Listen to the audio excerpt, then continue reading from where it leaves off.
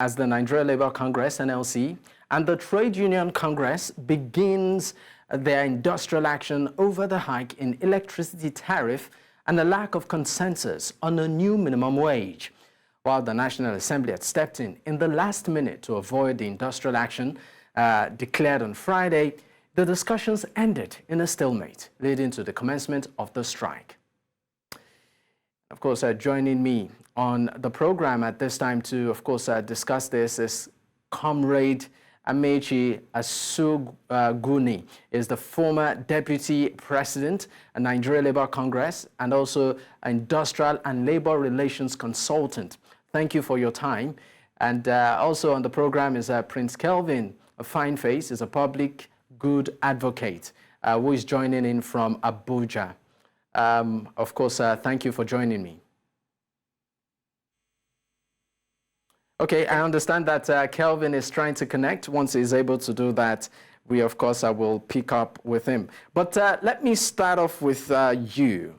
I mean, you were the former leader, talking about Comrade Amechi right now. You were the former leader or former deputy president of the Nigeria Labour Congress. I'd like to know your immediate reaction to a tweet by the presidential advisor, that's the special advisor on information and strategy to the president, President Bola Ahmed Tinubu, on this particular issue. Before we get into the crux of the matter, he recently released a tweet reacting to the industrial action. In his words, he said, it saddens that Labour could go to the extreme, but it is not surprising to the perceptive mind.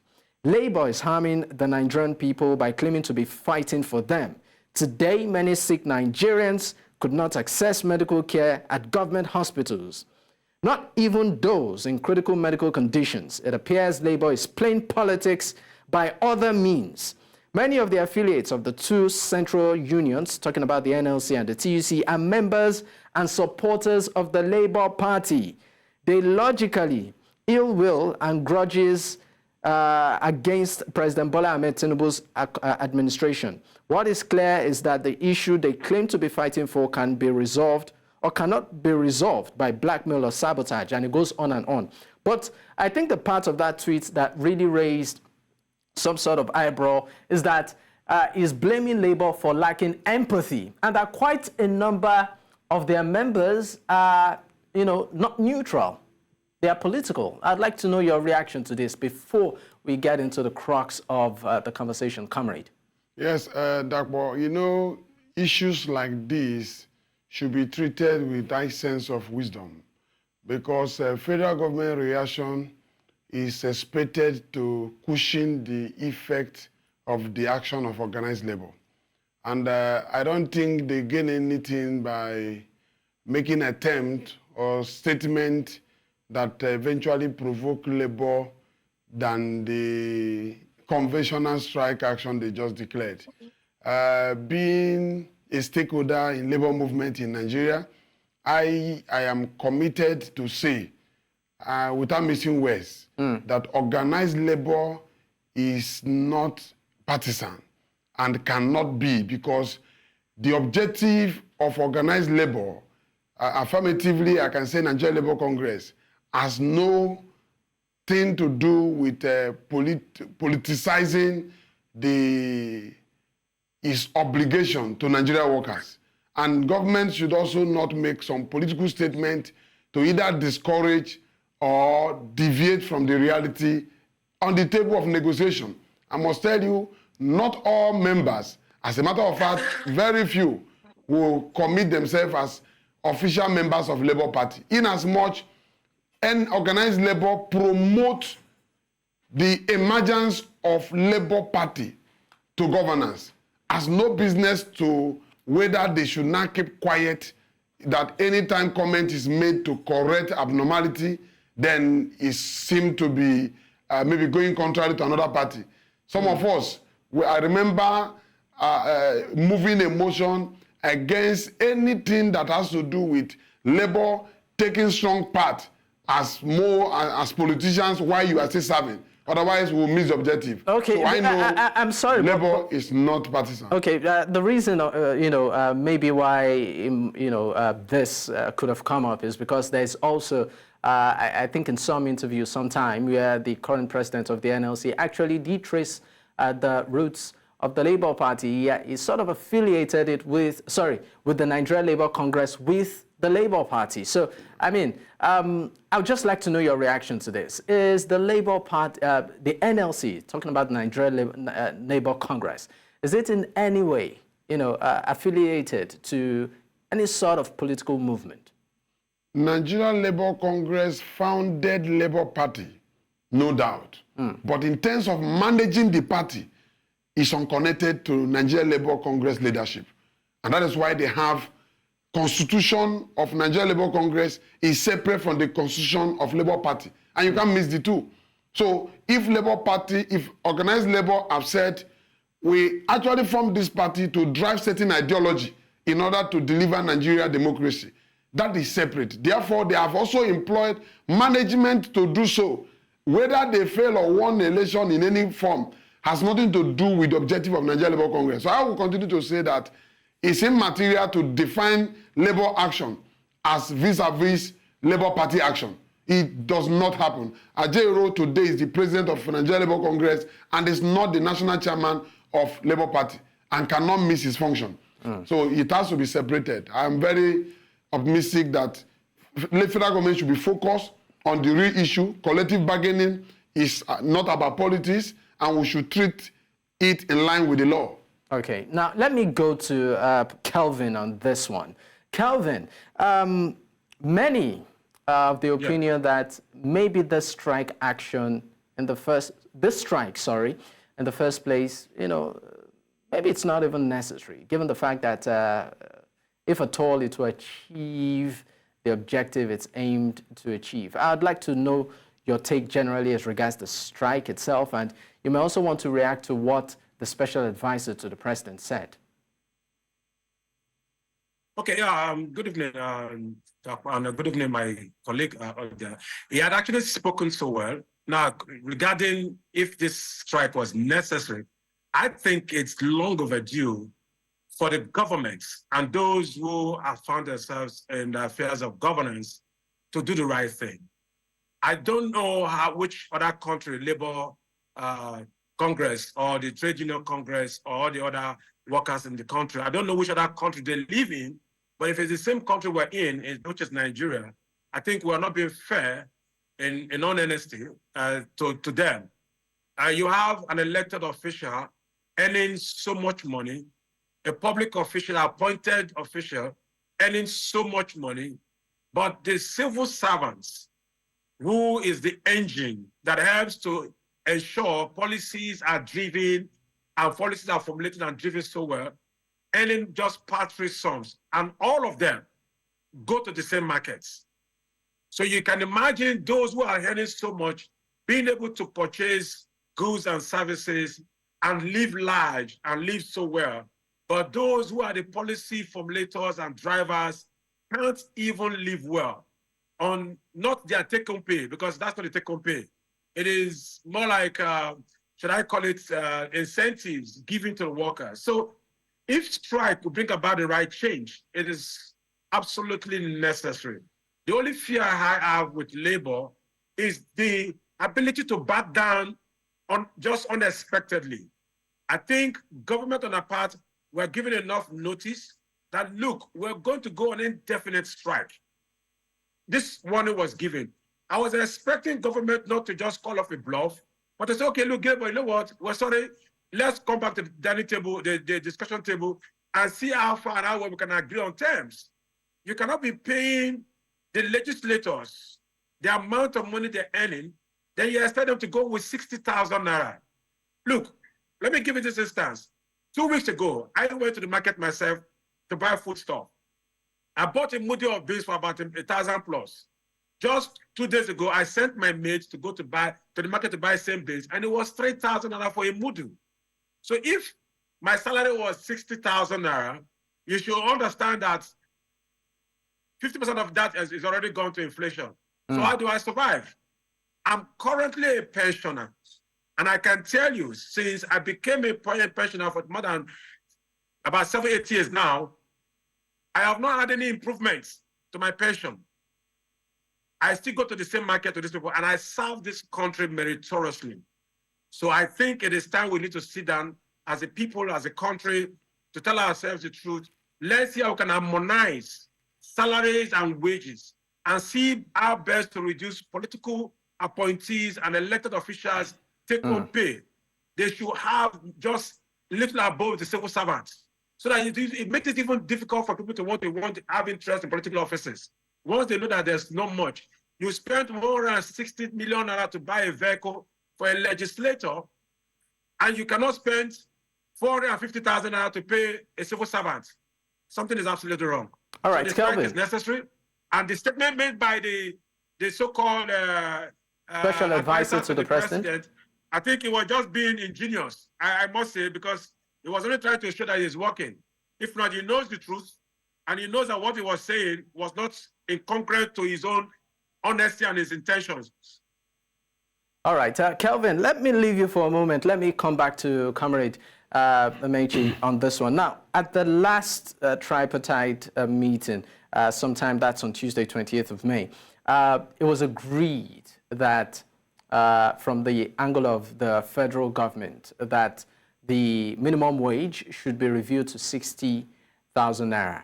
That's about 100% from what it was as regards the 2019 agreement, the price or peg of 30,000 naira. But Labour actually insists that the minimum wage should be pegged at 494,000 naira per month.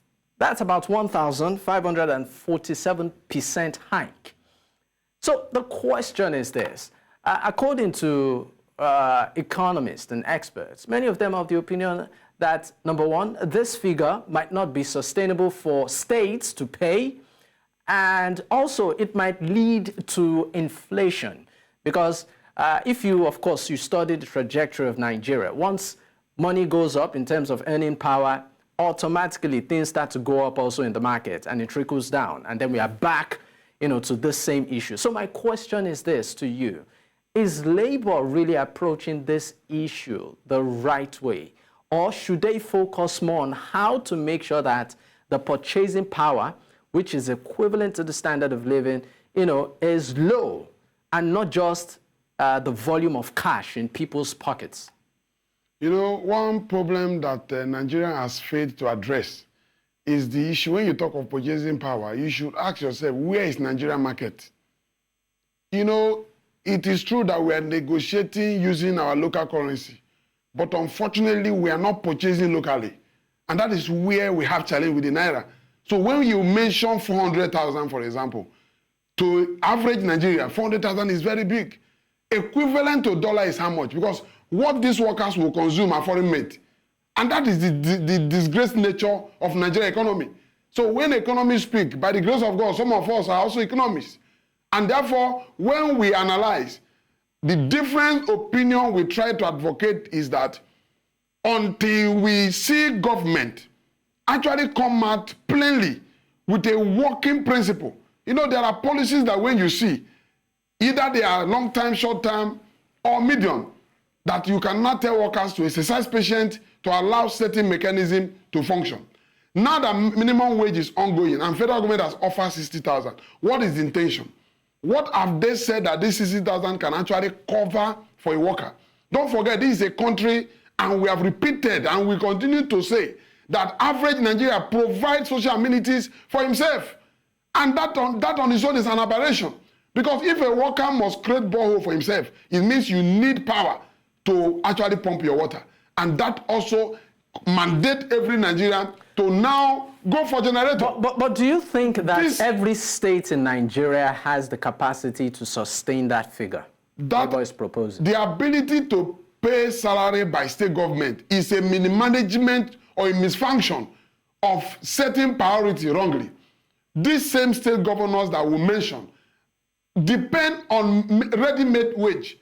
When I mean wage, I mean income. The revenue of every state in Nigeria is dependent on what they share at the end of the month. Let's even go beyond, you know, the state government or government parastatals or, you know, government employees. Let's look at private businesses. Let's look at individuals who have, you know, workers around them. Are you saying that the minimum wage, should it be 400 plus, K plus, a gate man, you know, cook, you're paying them 400? No, the question is, show me any market in Nigeria where subsidy is created for those workers. The category of workers you just mentioned, they are Nigerians that access the same market like the rich people. I understand, but I'm talking from the angle of sustainability in terms of even the private sector. Yeah, it goes beyond government ability to sustain. We need to also talk about sustainable wage. When you are talking about ability to sustain such payment, how do I sustain my living? Because if at the end of the day, the purpose of negotiation is not met, it's already defeated on arrival. Because wage review is about the economy, analyzing the cost of living for the people. As at the time 30,000 was reached, don't forget 30,000 could afford bag of rice and you still leave some change with you. Today, the same bag of rice in Nigeria is about 80,000 and they are offering 60,000. So what is the implication? What is the defining attitude of a worker in Nigeria? So are you saying the 400,000 naira plus is realistic?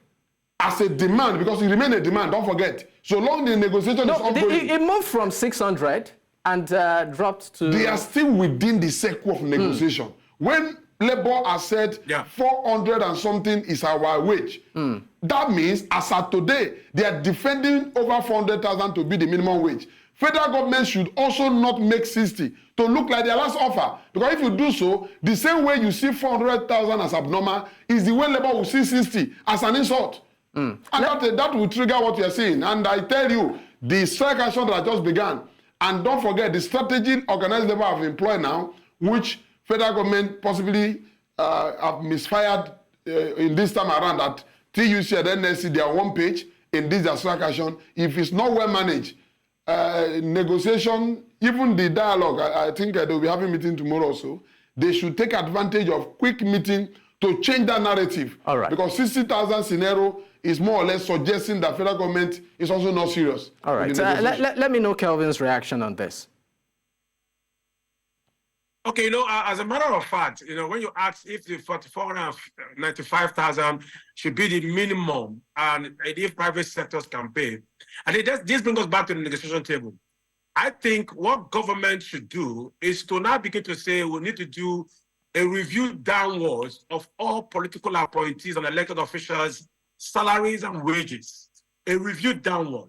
Because if you leave it at 450, it simply means I will have to look for about 500,000 to pay my maid a minimum wage in the house. To pay my personal assistant is minimum wage of 450. So what it simply means that the level of inflation we're going to be looking at will not only be hypersonic inflation, right? And so for us not to get into that level of hypersonic inflation, what we now need to do is for government officials, the president down to the last appointee, reviewing their salaries downward by at least 65%. At least 65%. If the president, for instance, take 2.5 million naira, will knock off 65% of that money, will transfer that money to organized labor so that there could be some reasonable amount as minimum wage. Don't forget, if we must look at minimum wage, we must look at the cost of staple foods in the market. A loaf of bread is 1,600. The least you can find is 1,500. A bag of rice is between 65 to 80, depending on the bag of rice you're going to buy. So what we need to look at doing now is to Gary is about 75,000. Let's find an average of 3 or 4 major staple foods combined together as a form of minimum wage so that every worker can at least have the capacity to go to the market, buy food to take care of their families. That's the only way we can actually get respite.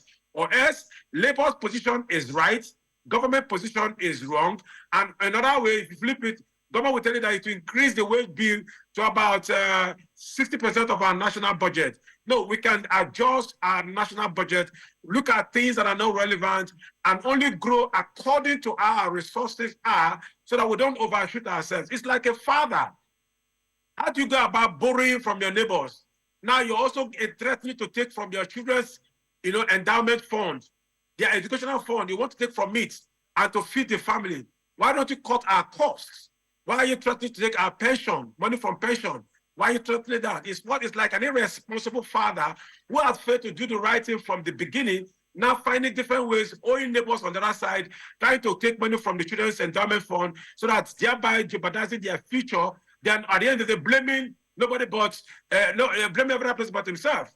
So I think government needs to be able to look inward. And so let's be sincere to ourselves. We need to begin to take away all these vehicles that we bought for 160 million naira, return it back to the sellers and find a way to sell them, get the money back, and find us to use Peugeot and locally manufactured vehicles on one side that are cost-effective, minimum, that also reduce our salaries and wages that they are taking. So, and like I said before, let's reduce that amount. If the president and all the other appointees will reduce the amount by 65%, I know there'll be enough money to share. And then guess what? Market forces will begin to respond to it. Then the next thing the president needs to do, and the government needs to do in general, is to find ways to bring in subsidies in other areas that are very essential. I mean, the current administration, okay, without providing transportation. Yes? No, I was about to say on the issue of subsidy, but you were clear on that. You said in other areas. I thought you were talking about subsidy, being returned back to petrol, talking about the pump price. Yeah, the subsidy in other area, because let me tell you, if we don't bring transport subsidy, if you look in America today, there's agri subsidy. Farmers are giving money to farm their produce, and at the same time, also help them not to bring so much into the market. So we can actually introduce subsidy in other areas that are relevant to make it easier, make our public schools functional, get our public health care system functional, get those things that will make it easier for the average Nigerian to easily walk up to the school desk and put his child or our child in school without breaking the banks. Get a way to get mortgage for houses. When you create transport subsidy, public transportation is working effectively. You have the healthcare system working effectively. You have the public schools functioning effectively. You now have access to funds. All right, single Kelvin. digit. Guess what? You don't need to increase the minimum wage. All of that will not take care of itself. But if the subsidy is not brought back in some form of transportation, guess what? The transport fares will continue to keep prices of goods and services high. Because when the farmers finish farming, where would they bring it to? Through transportation. If the transport is high, if they don't have access to diesel, they don't have access to petrol, of course, you don't expect any other thing different. With today's strike action, the prices of food have gone up by 30% and increasing, still going up. Because those who don't have access to bring food, because people must eat, will have to increase because they do not have access to transportation at a reduced cost.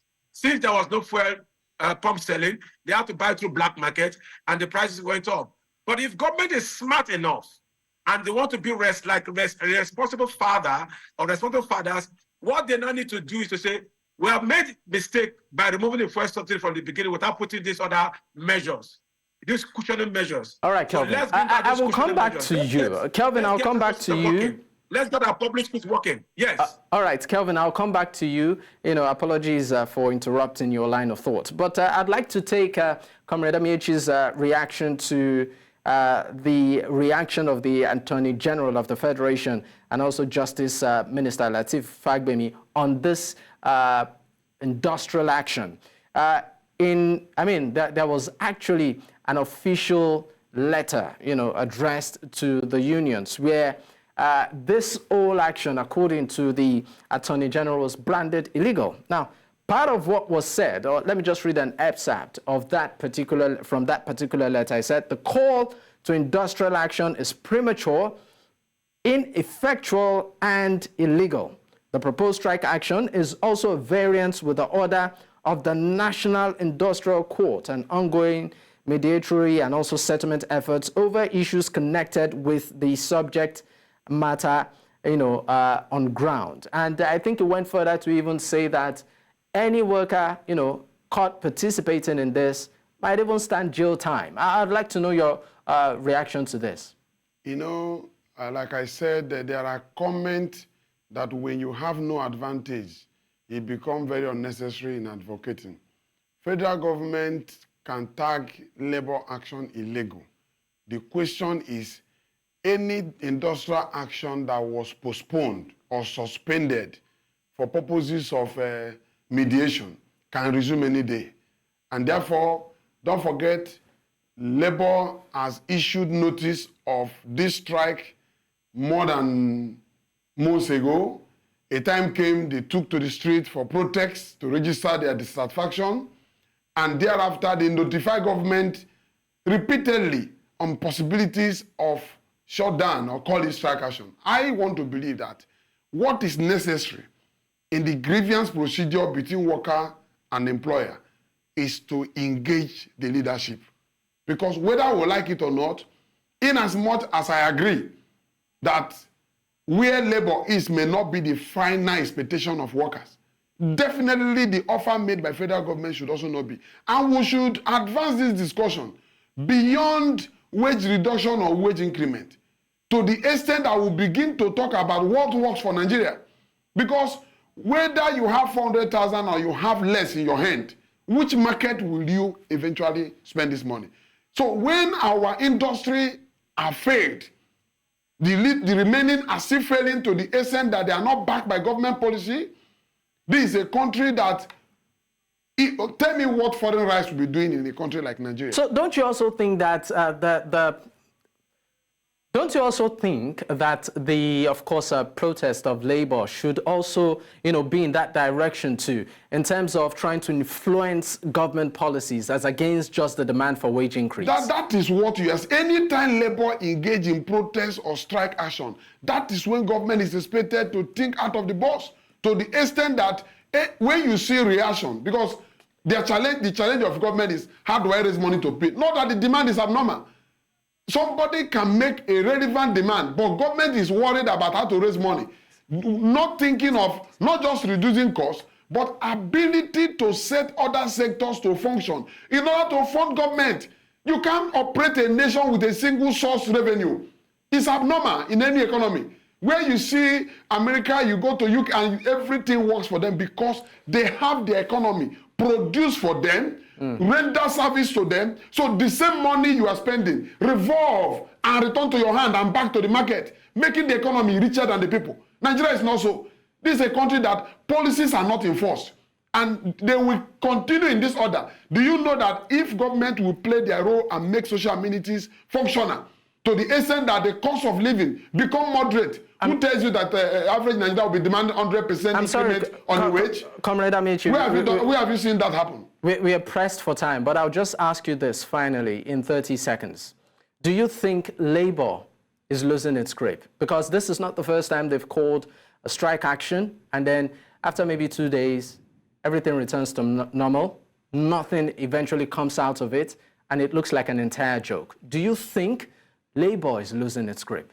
If at all there is any imagination of labor losing its grip before this morning, the continuation of their proposed strike to drive home their demand to the extent that they are registering strength to say, yes, we can be on the table, at the same time, we hold the tools.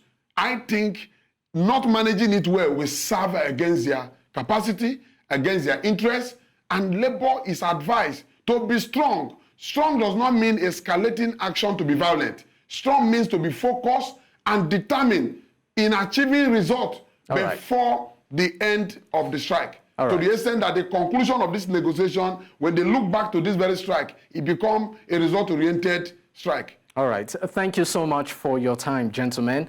Comrade Amechi Asugwuni, of course, the former Deputy President, Nigeria Labour Congress, and also Industrial and Labour Relations Consultant. And also many thanks to you, Prince Kevin Fyneface, Public Affairs Advocate. Public Good Advocate. Once again, thank you for your time, gentlemen. Thank you. You're welcome. My pleasure. All right.